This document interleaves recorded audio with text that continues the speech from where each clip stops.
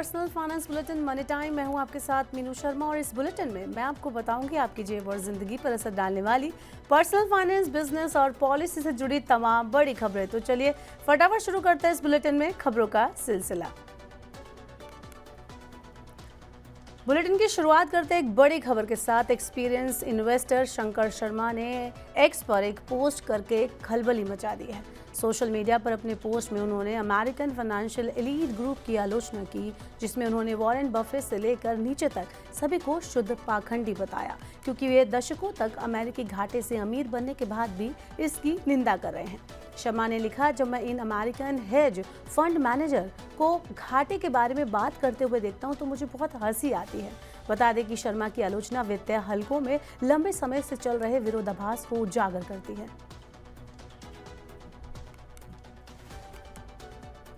बढ़ते हैं बुलेटिन में आगे। विश्व के दो मशहूर सोशल मीडिया प्लेटफॉर्म के बीच एक मुकाबला आने वाले दिनों में और दिलचस्प होने वाला है। जी हाँ, टेलीग्राम और व्हाट्सएप के बीच काफ़ी समय से कुछ ना कुछ होता रहा है। अब उसी को और बड़ा करते हुए टेलीग्राम के अरबपति को फाउंडर और सीईओ पावेल डुरोव ने व्हाट्सएप पर जमकर निशाना साधते हुए कुछ आरोप लगा दिए हैं। उन्होंने व्हाट्सएप को सस्ता नकलची करार दिया है। इसी के साथ उन्होंने एक अनोखी प्रतियोगिता यानी कंपटीशन की घोषणा करते हुए $50,000 यानी कि इंडियन करेंसी में लगभग 2.72 लाख रुपए इनाम देने की पेशकश भी कर दी है। टेलीग्राम ने दुनिया भर के लोगों से कहा है कि व्हाट्सएप पर निशाना साधते हुए ऐसे टिकटॉक स्टाइल वीडियो बनाए जा रहे हैं जिसमें दिखाया जा रहा है कि व्हाट्सएप ने किस तरह से टेलीग्राम की फीचर्स की नकल की है। ऐसा लोगों से कहा गया है कि अगर वो इस चीज़ को बताएंगे तो उनको इनाम मिलेगा। इन वीडियोस को अंग्रेजी में और अधिकतम 180 सेकंड यानी 3 मिनट के अंदर बनाना होगा। वीडियो में एआई की भी मदद आप ले सकते हैं। टेलीग्राम ने ऐसे 30 फीचर्स की एक लिस्ट जारी की है जो पहले टेलीग्राम पर लॉन्च हुए और बाद में कथित तौर पर व्हाट्सएप ने उन्हें अपनाया। लिस्ट को देखकर डुरोव का दावा है कि सूची पूरी नहीं है, यानी अभी भी कोई ऐसे फीचर्स बाकी हैं जो व्हाट्सएप में नहीं है।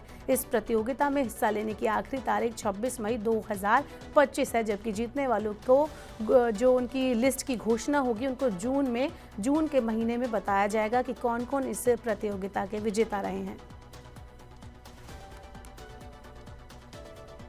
बात करते हैं आगे साइबर अपराधियों की। साइबर अपराधियों के चंगुल से आम से लेकर खास कोई भी सेफ नहीं बचा है, क्योंकि तेलंगाना के सोमाजिगुड़ा इलाके में रहने वाले 72 साल के रिटायर्ड आईएएस अधिकारी भी एक बड़े साइबर फ्रॉड का शिकार हो गए हैं।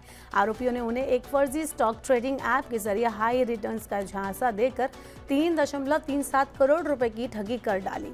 अधिकारी ने ये शिकायत तेलंगाना साइबर सुरक्षा ब्यूरो यानी TGCSB में दर्ज कराई है। आरोपियों ने खुद को इन्वेस्टमेंट एक्सपर्ट बताया और व्हाट्सएप के जरिए लगातार शेयर बाजार की जानकारी और सुझाव देकर उनका पहले तो विश्वास हासिल किया। एक रिपोर्ट के मुताबिक आरोपी ने एक लिंक के जरिए पीड़ित को APK फाइल डाउनलोड करवाई, जिससे एक प्रोफेशनल दिखने वाला ऐप धानी सिक्योरिटीज इंस्टॉल हुआ। ये ऐप असल में पूरी तरह फर्जी था, लेकिन इसका डिजाइन और इंटरफेस असली ट्रेडिंग ऐप जैसा था। आरोपी अर्जुन रमेश मेहता ने खुद को इस कंपनी का चीफ इन्वेस्टमेंट ऑफिसर बताया और निवेश से 90% मुनाफे का भरोसा भी दिया। चलिए बुलेटिन में बढ़ते हैं आगे, देते हैं आपको शेयर बाजार का हाल। बीते दिन आई 1% से ज़्यादा की गिरावट से उभरते हुए भारतीय शेयर बाजार बुधवार यानी आज रिकवरी के मूड में नजर आया। बैंकिंग, ऑटो, IT शेयरों में बढ़त के चलते निफ्टी और सेंसेक्स मंगलवार के झटके से उभरते हुए हरे निशान में लौट आए। हालांकि विदेशी फंड के बाहर जाने की चिंताओं के कारण आगे की बढ़त पर रोक लग सकती है। बात करें सेंसेक्स की तो सेंसेक्स 410 अंक यानी कि 0.51% बढ़कर 81,596.336 पर बंद हुआ, जबकि निफ्टी 130 अंक यानी कि 0.52% की बढ़त के साथ 24,813.45 पर क्लोज हुआ।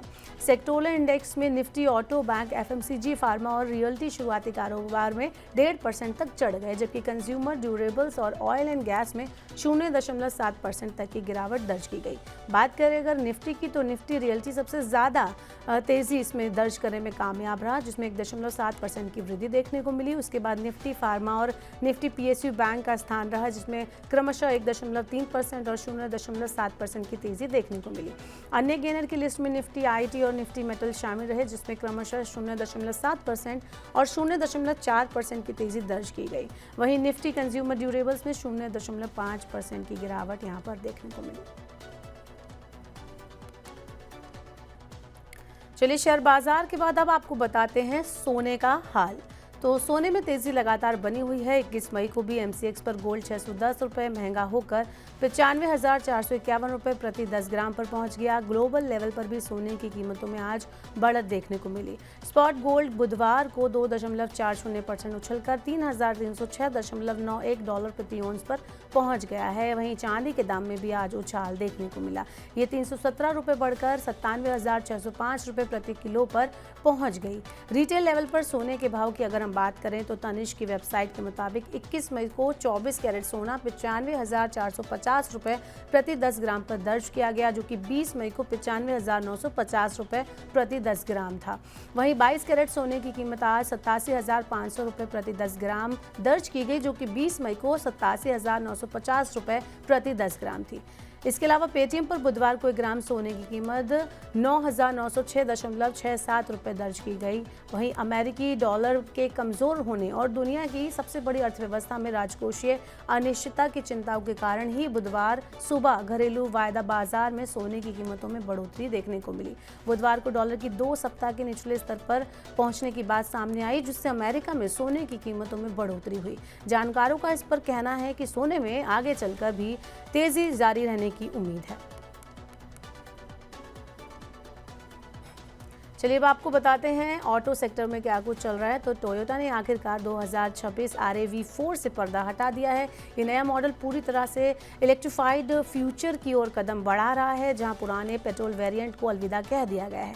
वहीं नई RAV4 अब सिर्फ हाइब्रिड यानी HEV और प्लग इन हाइब्रिड यानी PHEV ऑप्शन में अवेलेबल होगी। इसके साथ ही टोयोटा ने इसमें नया hammer head design philosophy 320 HP ज़बरदस्त पावर और एडवांस टेक फीचर्स के साथ इसमें कई अन्य फीचर भी जोड़े हैं, जो इसे अपने प्रतिद्वंदियों से काफ़ी अलग खड़ा करते हैं, काफ़ी आगे दिखाते हैं। हालांकि भारतीय ग्राहकों के लिए बड़ा सवाल ये है कि क्या ये नया SUV जल्द ही भारत में दस्तक देगा। भारतीय बाजार में क्या आप इसे देख पाएंगे? तो फिलहाल टोयोटा ने इस बारे में कोई भी आधिकारिक जानकारी नहीं दी है, लेकिन अगर ये कार भारत में आती है तो ये प्रीमियम हाइब्रिड SUV सेगमेंट में नया बेंचमार्क सेट कर सकती है। RAV4 की कीमतों की घोषणा अभी फिलहाल नहीं हुई है और ब्रांड ने भारत में इसके लॉन्च के बारे में फिलहाल कोई जानकारी नहीं दी है, लेकिन इसकी कीमत 34,000 अमेरिकी डॉलर यानी करीब 29 लाख रुपए के आसपास होने की संभावना है। तो फिलहाल के लिए ये थी मनी टाइम में आज की तमाम बड़ी अपडेट्स। वक्त हो गया आपसे विदा लेने का, अब आपसे होगी कल मुलाकात। पर्सनल फाइनेंस से जुड़ी खबरों को पढ़ने, सुनने, उनसे जुड़े खास कार्यक्रमों को देखने के लिए आप मनी 9 के YouTube चैनल को जरूर सब्सक्राइब कर लें। साथ ही आज का हमारा मनी टाइम आपको कैसा लगा, नीचे कमेंट बॉक्स में अपना फीडबैक हमें देना ना भूलें। फिलहाल के लिए इस बुलेटिन में इतना ही। बने रहिए मनी 9 के साथ। नमस्कार, शुभ रात्रि।